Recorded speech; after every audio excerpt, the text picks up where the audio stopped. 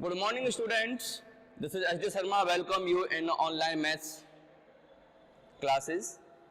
देखिए कल अपन ने जो टॉपिक पढ़ा था कि स्पर्श रेखा और यानी अभिलंब, ठीक है, हमने उसके टॉपिक के बारे में हमने पढ़ लिया था कि स्पर्श रेखा क्या होती है, अभिलंब क्या होता है, कैसे है हमें अभिलंब का समीकरण ज्ञात करना है, या फिर हमें किस प्रकार एक स्पर्श रेखा का समीकरण ज्ञात करना है।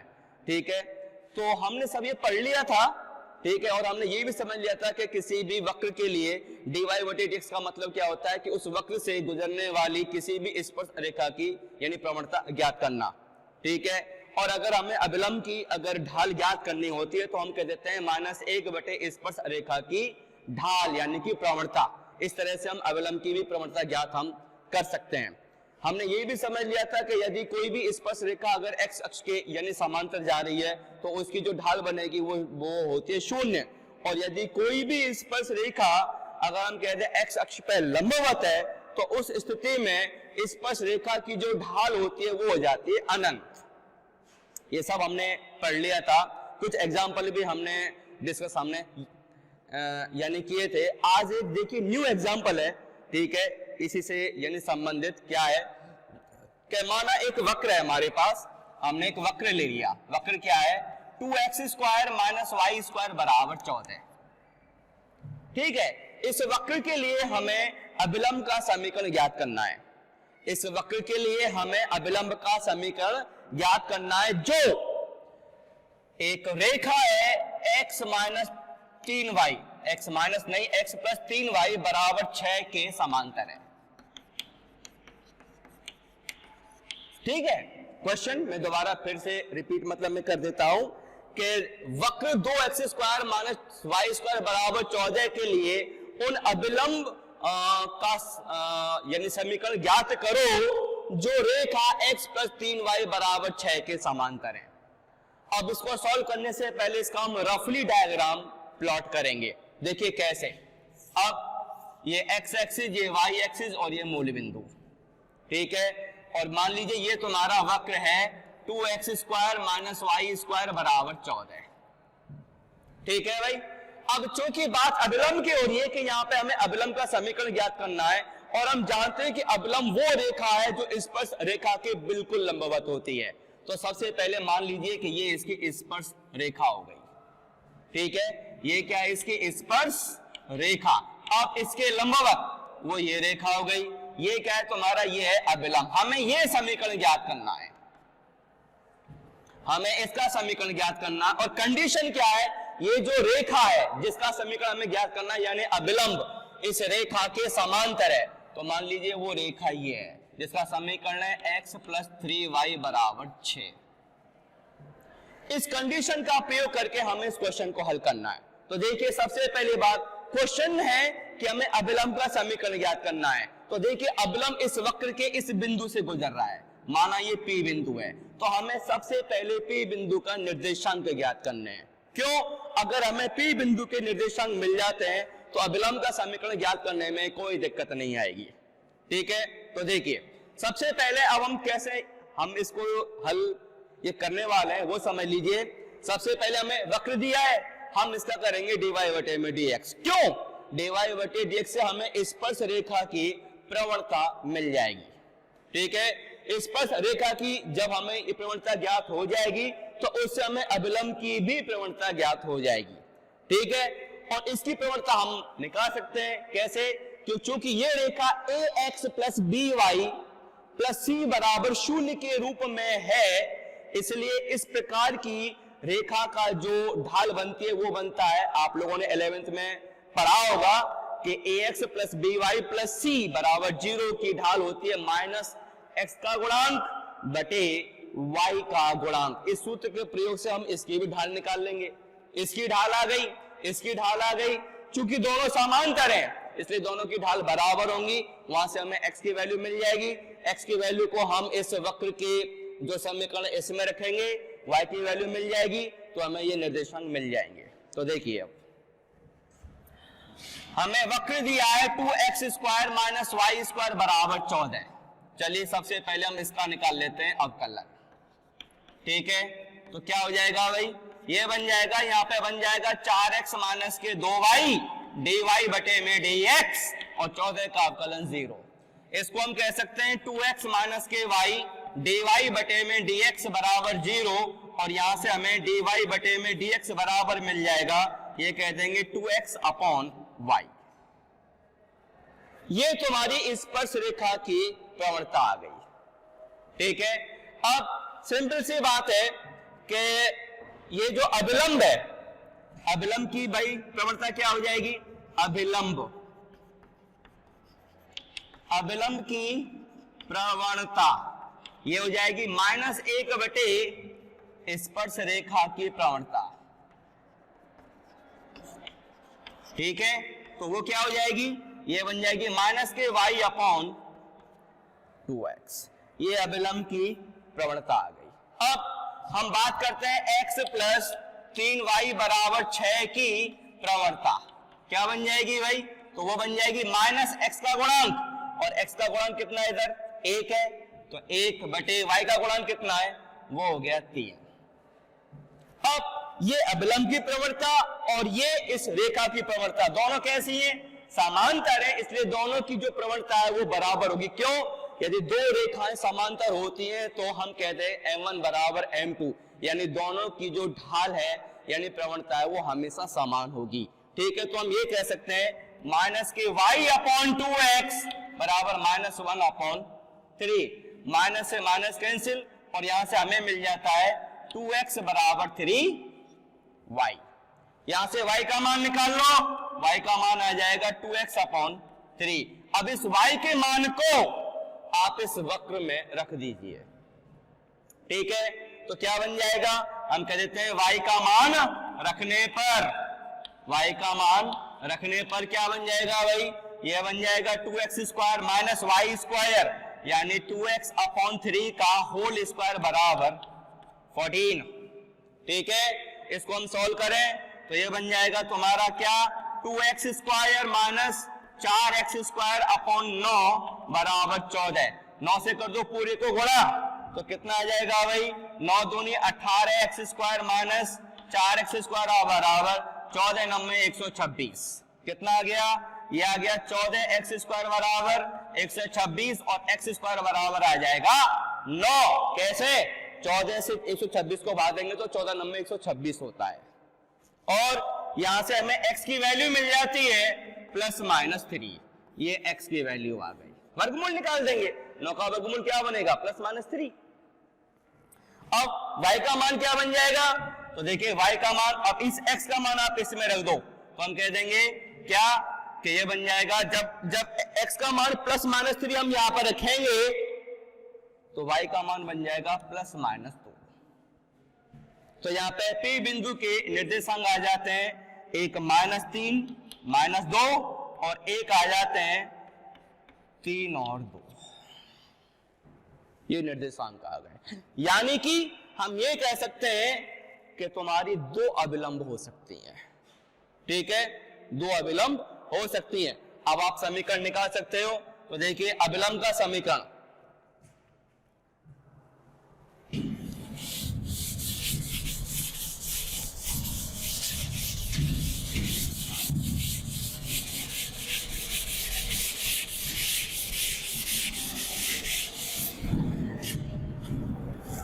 देखिए अब निकालते हैं अभिलंब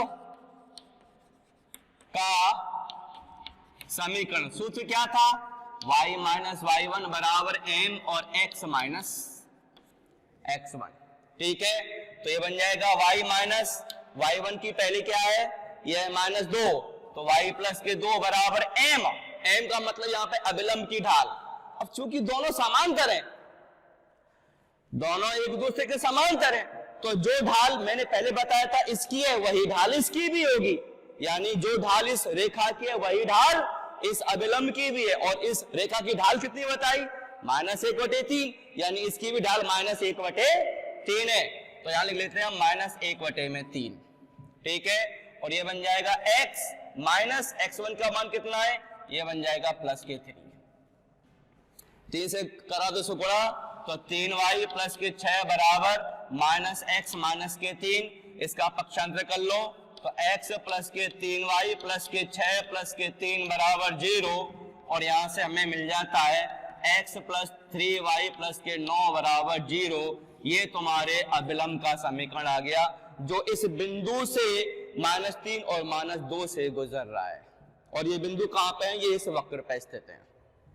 दूसरी, अब हम निकालते हैं P के कौन कौन से निर्देशांक 3 और 2 से, तो बन जाएगा अभिलंब का समीकरण y माइनस y1 यानी कि 2 बराबर -1/3 x माइनस के 3, क्या बन जाएगा 3y माइनस के 6 बराबर -x प्लस के 3। इसका हम पक्षांतर कर ले तो बन जाएगा x प्लस के 3y माइनस के 6 माइनस के 3 बराबर 0, और x प्लस के 3y माइनस के 9 बराबर 0। इस तरह से ये आपकी दो अभिलंब के समीकरण आ गए। ठीक है, इस तरह से हम अभिलंब और नॉर्मल की जो समस्या है उनको हम हल करते हैं। ठीक है, यहां पे अपना ये जो टॉपिक है ये खत्म होता है। ठीक है, आगे हम देखते हैं अपना जो अगला टॉपिक है वो है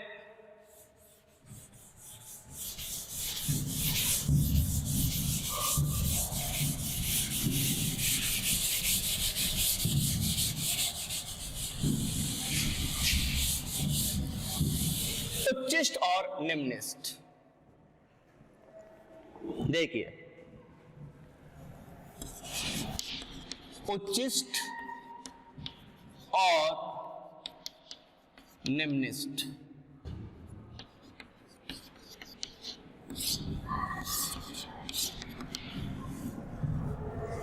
काफी आसान है, सुनिए ध्यान से। सिंपल सी बात है, देखिए इंग्लिश में इसको हम कहते हैं मैक्सिमम, है ना, मैक्सिमम, और इसको हम कहते हैं हिंदी में क्या, एंड, ये इसको निम्निष्ट कहते हैं मिनिमम। ठीक है, अब है क्या, नाम से मालूम पड़ रहा है कि मान लीजिए तुम्हारा दिया गया कोई एक फलन है या फिर वक्र है, तो दिए गए फलन के लिए उसकी जो अधिकतम जो मान होता है,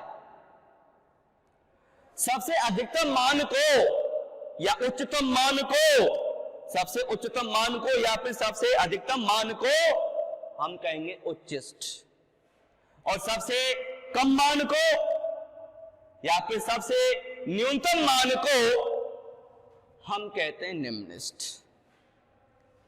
ठीक है, ये इसका ही अभिप्राय है। अब एक्चुअल में होता है क्या है कि दो प्रकार की होती है, ये दो प्रकार की है। कौन कौन सी है भाई? एक है तुम्हारी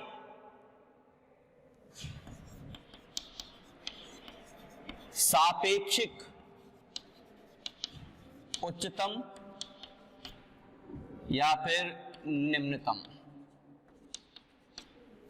और दूसरा है निरपेक्ष उच्चतम या फिर निम्नतम। अब इनका मीनिंग क्या है, कहते कि इनको तो देखिए एक एग्जांपल ले लेते हैं, एक ग्राफ ले लेते हैं।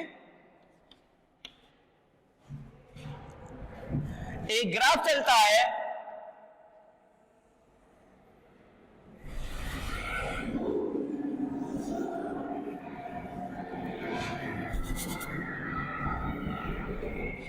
है ना, ये ग्राफ है। माना ये यहां पे ए बिंदु पे शुरू हो रहा है और यहां पे बी बिंदु पे खत्म हो रहा है भाई। तो देखिए आप देख सकते हैं कि इस पूरे अंतराल में, अंतराल मतलब ए से बी में, ए से बी में, है ना, हम कहते हैं अगर हम बात करें कि इस पूरे अंतराल ए से बी में फलन अधिकतम कहां पे है, तो हम कह देंगे सिंपल सी बात है, यहां पे तुम्हारा जो फलन है ये अधिकतम होगा इस बिंदु पे। माना ये बिंदु P है, ये बिंदु Q है, ये बिंदु R है और ये बिंदु ये यहां पे मान लीजिए ये S है, ये इसको ऐसे कर देते हैं, ये तुम्हारा S है ना। तो हम कह सकते हैं कि इस पूरे अंतराल में A से B के अंतराल में हम कह सकते हैं कि P पे मान जो फलन का है वो सबसे ज्यादा अधिकतम है, इसलिए हम कह देंगे कि P बिंदु उच्चिष्ट बिंदु है। उच्चिष्ट बिंदु है, उच्चिष्ट बिंदु का मतलब है P बिंदु पर फलन का मान सबसे ज्यादा अधिकतम है। और अगर हम B की बात करें तो पूरे अंतराल में हम कह देंगे कि B पे मान इस फलन का सबसे ज्यादा कम है ना। B बिंदु पर फलन का मान सबसे ज्यादा कम है, तो हम कह देंगे कि B बिंदु इसका निम्नलिखित बिंदु हो गया। ध्यान देना, मैं कह रहा हूं पूरे अंतराल A से B में, ठीक है। तो हमने कह दिया A से B के अंतराल में ये फलन जो है A पे क्या है, मतलब P यानी कि P बिंदु पे तुम्हारा उच्चतम हो गया और B बिंदु पे तुम्हारा न्यूनतम हो गया,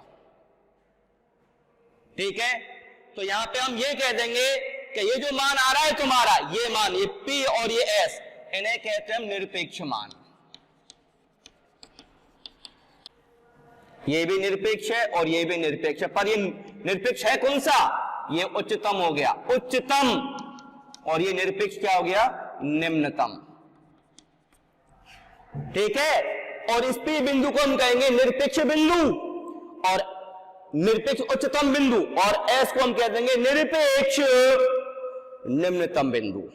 लेकिन अगर हम एक विशेष अंतराल की बात करें, एक विशेष समूह की बात करें, अब हम यहां से एक ही बात नहीं कर रहे हैं। अगर मान लो हमने कोई भी एक इंटरवल ले लिया, यहां से लेके मान लो हमने ये ले लिया, यहां से लेके अगर हम ये ले लें कि ये अगर हमने अंतराल ले लिया, एक विशेष अंतराल ले लिया, तो हम कह देंगे Q पे तुम्हारा न्यूनतम मान है और P पे मान तुम्हारा अधिकतम है। अब मैं पूरा इंटरवल नहीं ले रहा हूं, मैंने सिर्फ एक छोटा सा समूह लिया है, एक छोटा सा अंतराल लिया है, और मैं उसमें जानना चाहता हूं कि फलन का अधिकतम मान या फिर न्यूनतम मान क्या होगा। तो हम साफ तौर पर कह सकते हैं कि जब बात पूरे अंतराल की हो रही थी तो हमने पूरे फलन में देखा P और S पे मान का फलन का मान अधिकतम और न्यूनतम है। लेकिन जब बात पूरे अंतराल की नहीं हो रही है, एक विशेष अंतराल की बात हो रही है, तो हम कह सकते हैं Q पे मान सबसे न्यूनतम है और P पे मान और R पे मान सबसे ज्यादा अधिकतम है इस अंतराल के लिए। तो यहां पे Q और R को हम कह देते हैं सापेक्ष, सापेक्षिक। अब ये क्या बनेगा, ये बनेगा उच्चतम मान और ये बनेगा सापेक्षिक निम्नतम मान।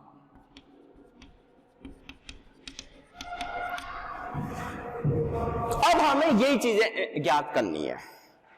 हमें अंतराल दिया होगा, नहीं भी दिया होगा, और हमें फलन दिया होगा पर, और हमें ज्ञात करना है कि उस फलन का न्यूनतम मान या अधिकतम मान क्या होगा।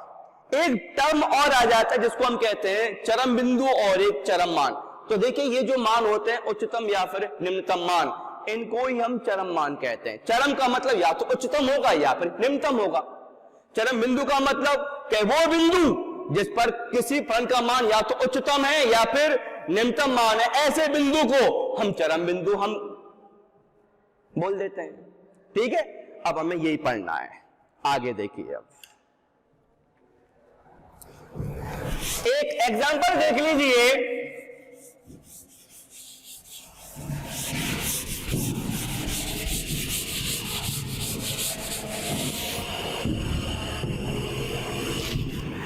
जैसे हमने एक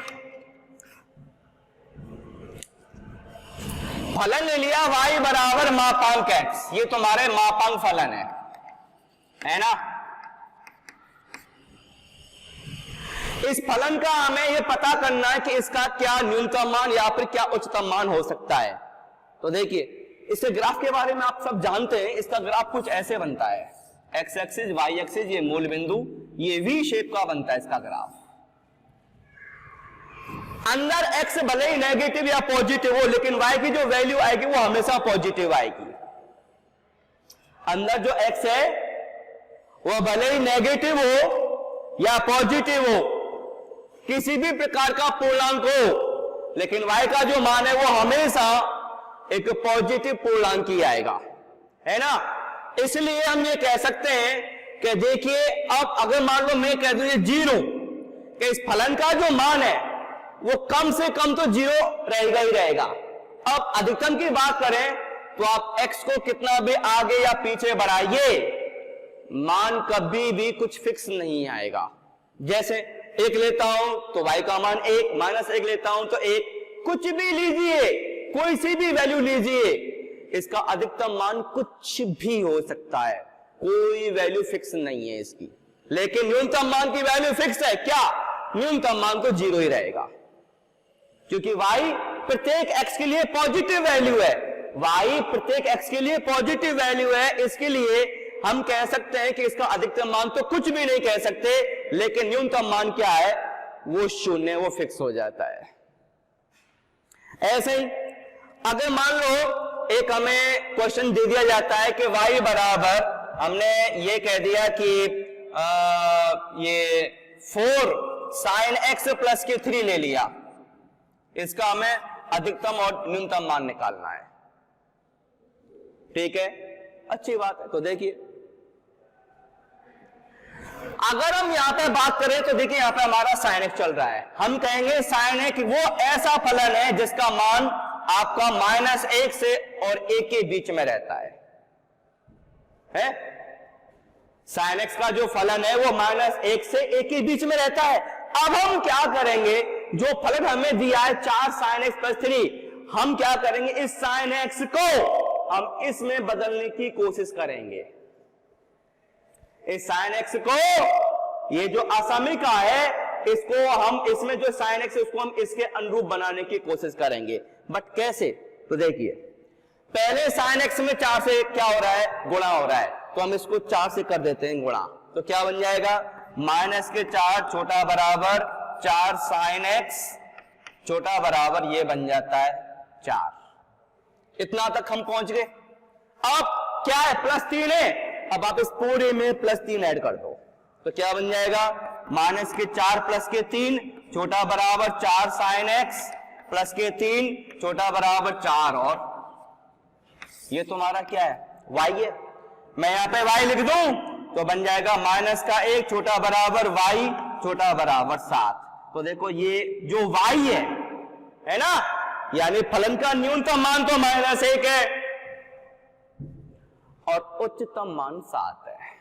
ये तुम्हारा न्यूनतम मान आ गया, ये तुम्हारा उच्चतम मान आ गया। इस तरह से हम ये चेक कर लेते हैं कि जो दिया गया फलन है वो उसका न्यूनतम मान क्या हो सकता है और क्या नहीं हो सकता, या फिर अधिकतम मान क्या संभव है, क्या नहीं संभव है। आज हमने स्पर्शरेखा और अवलंब के कुछ एग्जाम्पल किए और उच्छिष्ट और निम्निष्ट का मीनिंग समझा, है ना। कल हम इसी के कुछ प्रॉब्लम्स और लेंगे, उच्छिष्ट और ये निम्निष्ट के, और थोड़ा सा और डिटेल में समझने की कोशिश करेंगे। ठीक है, तब तक के लिए धन्यवाद।